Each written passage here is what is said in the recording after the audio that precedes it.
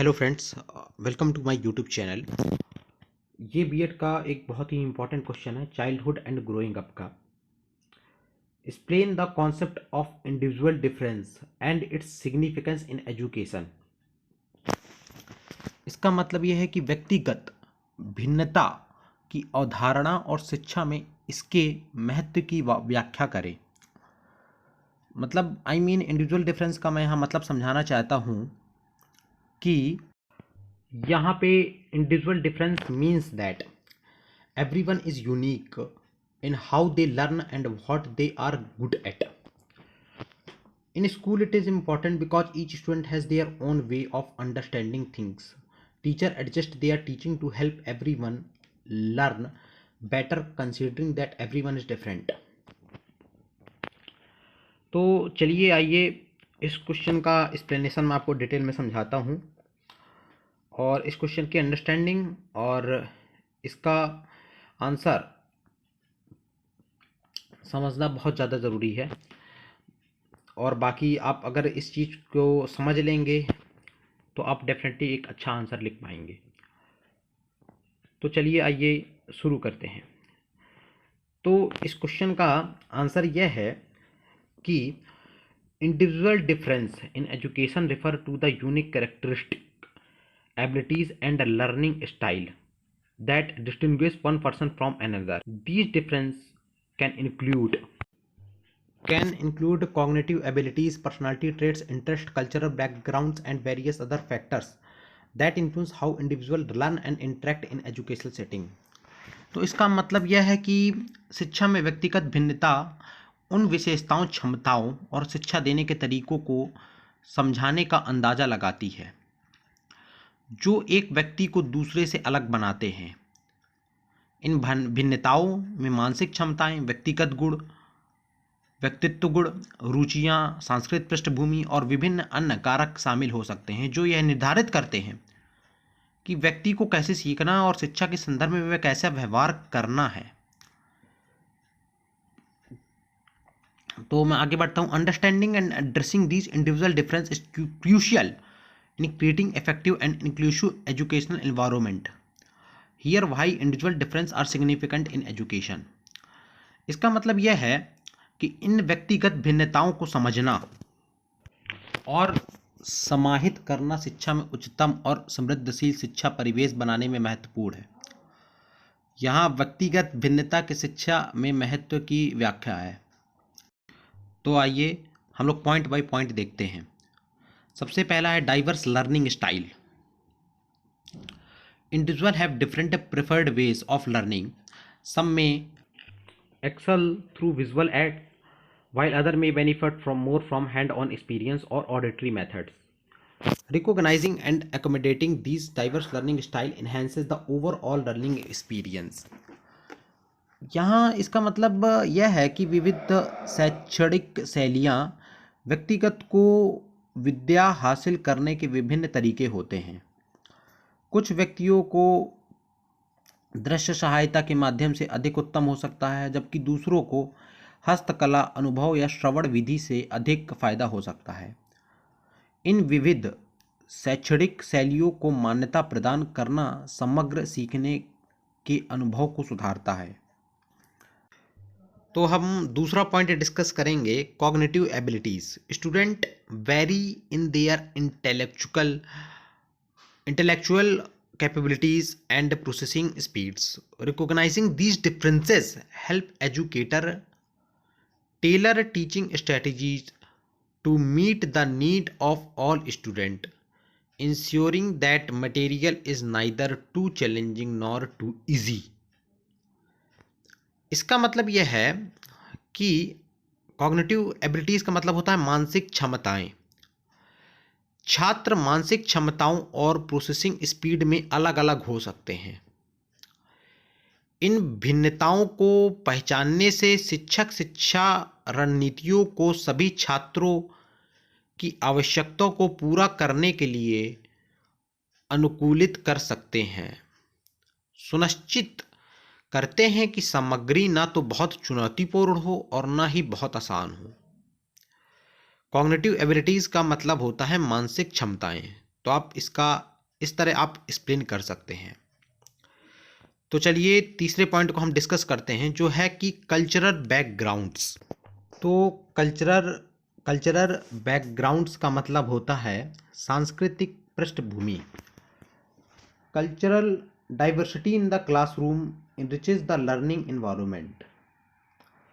कक्षा में सांस्कृतिक विविधता शिक्षा के आत्मविकास को समृद्धि देती है। Acknowledging and incorporating diverse cultural perspective help students relate to the material and foster mutual understanding among peers। तो इसका मतलब यह है कि विभिन्न सांस्कृतिक दृष्टिकोणों को मान्यता प्रदान करने से छात्र सामग्री से संबंधित हो सकते हैं और सहपाठियों के बीच सामंजस्य बढ़ा सकते हैं। तो अगला पॉइंट यह है कि motivation and interest. Individual interest and motivation play a significant role in learning. Tailoring lessons to incorporate student interest can increase engagement and foster a genuine passion for learning। इसका मतलब यह है कि देखिए, रुचियां और प्रेरणा, व्यक्तिगत रुचियां और प्रेरणा सीखने में महत्वपूर्ण भूमिका निभाती है। शिक्षा को छात्रों की रुचियों को शामिल करने के लिए अनुकूलित करना इंगेजमेंट को बढ़ा सकता है और सीखने की प्रति वास्तविक प्रेम को बढ़ावा देने में मदद कर सकता है। यहाँ रुचियाँ और प्रेरणा का मतलब है कि हम किसी चीज़ में रुचि रखते हैं और हम कैसी प्रेरणा मिलती है सीखने में बहुत महत्वपूर्ण होते हैं। अगर हमारी पढ़ाई में वह चीज़ें हों जिनमें हमारी रुचियाँ होती हैं तो हम ज़्यादा रुचिकर होते हैं और सीखने में मज़ा आता है। तो आई होप दैट इसका मतलब आपको समझ में आ गया होगा। तो हम लोग बढ़ते हैं नेक्स्ट पॉइंट की तरफ। तो अगला पॉइंट यह है इमोशनल इंटेलिजेंस। आप ये भी लिख सकते हैं कि emotional differences affect how student handle stress, social interaction and overall well being. Educator who understand and address emotional needs create a supportive environment that promotes mental health and overall student success। इसका मतलब ये होता है emotional intelligence का मतलब भावनात्मक बुद्धिमत्ता। भावनात्मक भिन्नताएं छात्रों को तनाव, सामाजिक आघात और समग्र भलाइयों को कैसे संबंधित करती हैं यह दिखाती हैं। उन शिक्षकों द्वारा जो भावनात्मक आवश्यकताओं को समझते हैं और समाधान करते हैं, एक समर्थनपूर्ण वातावरण बनाते हैं जो मानसिक स्वास्थ्य बढ़ावा और समग्र छात्र सफलता को प्रोत्साहित करता है। यहाँ इमोशनल इंटेलिजेंस का मतलब है कि हम अपने भावनाओं को कैसे समझते हैं और उनका सामरिक प्रभाव कैसे होता है। छात्रों के बीच में भावनात्मक विभिन्नताएं हैं जो उनके तनाव, सामाजिक मिलनसार बातचीत और समग्र विकास पर प्रभाव डालती हैं। जो शिक्षक इसे समझते हैं और इसका समाधान करते हैं वे एक समर्थनपूर्ण माहौल बनाते हैं जो मानसिक स्वास्थ्य बढ़ावा करता है और छात्र सफलता की दिशा में प्रोत्साहित करता है। यहाँ आप पूरा मैंने डिटेल में समझा दिया कि इमोशनल इंटेलिजेंस क्या होता है। Emotional intelligence differences affect how students handle stress. Students stress को कैसे हैंडल करता है। भावनात्मक भिन्नताएं छात्रों को तनाव, सामाजिक आघात और समग्र भलाइयों को कैसे संबंधित करती हैं यह दिखाती हैं। तो आइए अब नेक्स्ट पॉइंट की तरफ बढ़ते हैं, इंडिविजुअलाइज्ड इंस्ट्रक्शन। तो यहाँ individualised instruction recognizing individual differences allow for personalized and differentiated instructions। individualized instruction का मतलब होता है व्यक्तिगत शिक्षा। This approach help each student progress at their own pace, reinforcing strength and addressing weaknesses, fostering a more inclusive and effective learning environment। देखिए, इसका मतलब यह है कि व्यक्तिगत भिन्नताओं को पहचानना व्यक्तिगत और भिन्न शिक्षा की अनुमति देता है। यह दृष्टिकोण हर छात्र को उनके खुद के गति पर बढ़ाने में मदद करता है, उनकी शक्तियों को मजबूत करता है और कमजोरियों का सामना करता है। एक और अधिक समावेशी और प्रभावी शिक्षा परिवेश को बढ़ावा देता है। व्यक्तिगत शिक्षा का मतलब है कि हम हर छात्र की अलगता को समझते हैं और उन्हें उनकी खासियत के हिसाब से शिक्षा प्रदान करते हैं। इस दृष्टिकोण से हर छात्र अपनी गति पर आगे बढ़ सकता है, अपनी मजबूतियों को मजबूती दे सकता है और कमजोरियों को सुधार सकता है। इससे हम एक समावेशी और प्रभावी शिक्षा परिवेश मिलता है जो हर छात्र के लिए उत्कृष्टता की दिशा में सहायक होता है। तो अगला पॉइंट ये है, special educational need. Some student may require additional support due to learning disabilities or other special need. Identifying and addressing these needs ensure that every student has equal opportunities for academic success. इसका मतलब यह है कि विशेष शैक्षिक आवश्यकताएं, कुछ छात्रों को शिक्षा समर्थन की अधिक आवश्यकता हो सकती है जो सीखने की अक्षमता या अन्य विशेष आवश्यकताओं के कारण होती है। इन आवश्यकताओं को पहचानना और समाधान करना यह सुनिश्चित करता है कि प्रत्येक छात्र को शैक्षिक सफलता के लिए समान अवसर मिलते हैं।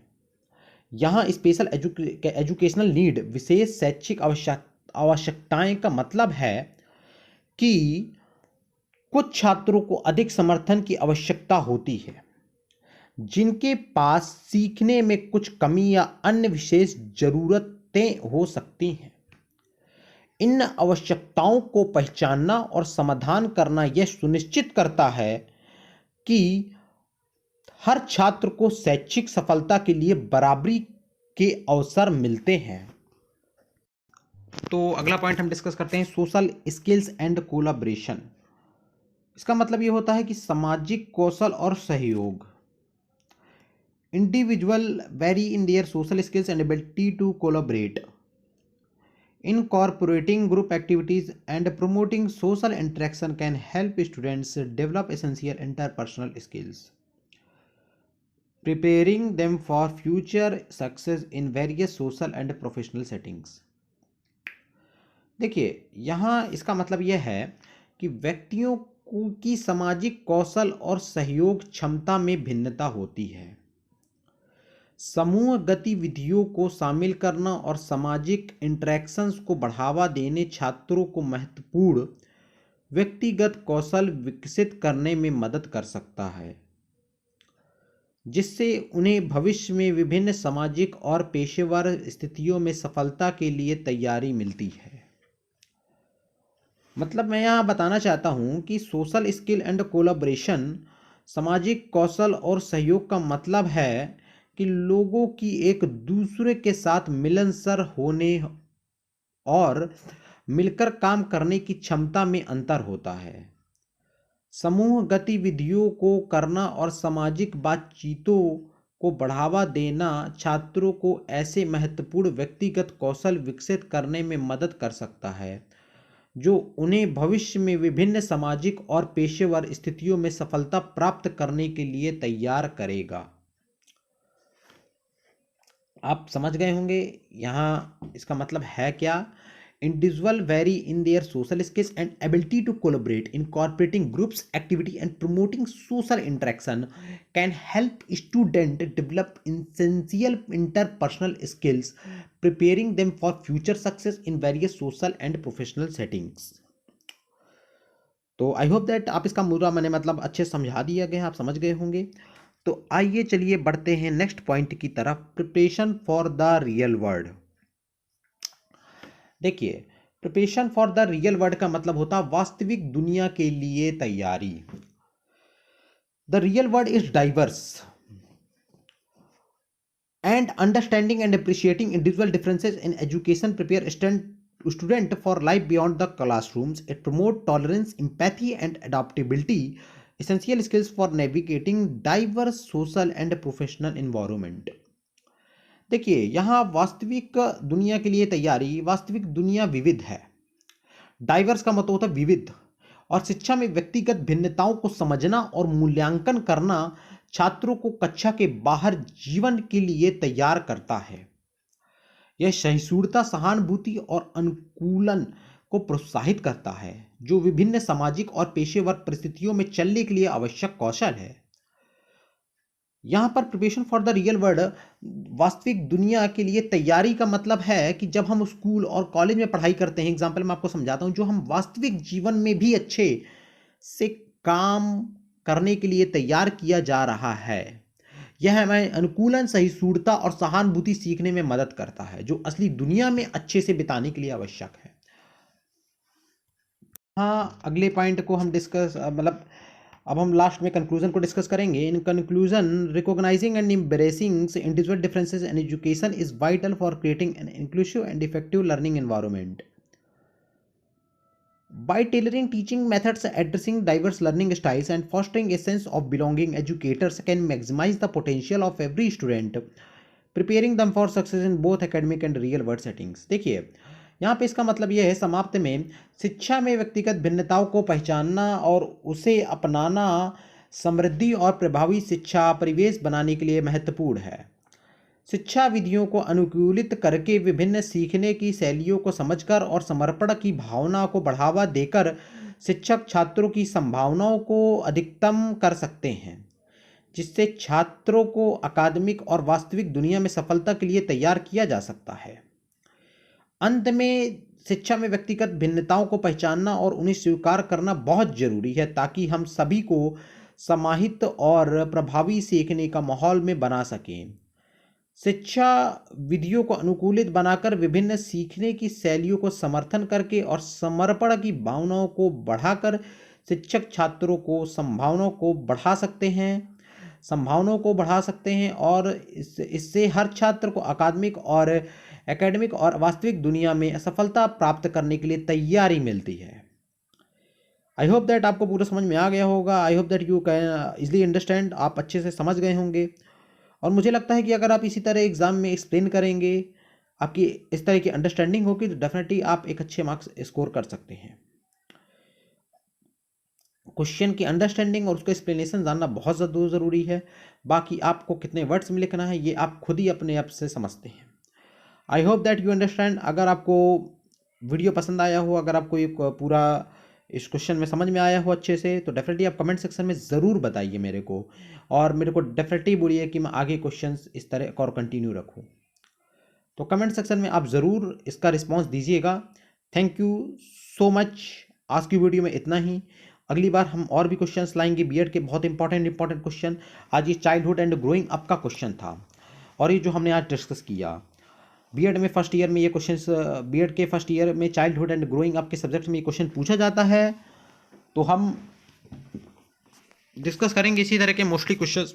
आप डेफिनेटली कमेंट सेक्शन में ज़रूर बताइए आपको कितना समझ में आया, आपको कैसा लगा। तो डेफिनेटली आप कमेंट सेक्शन में ज़रूर बताइएगा और लाइक कीजिएगा।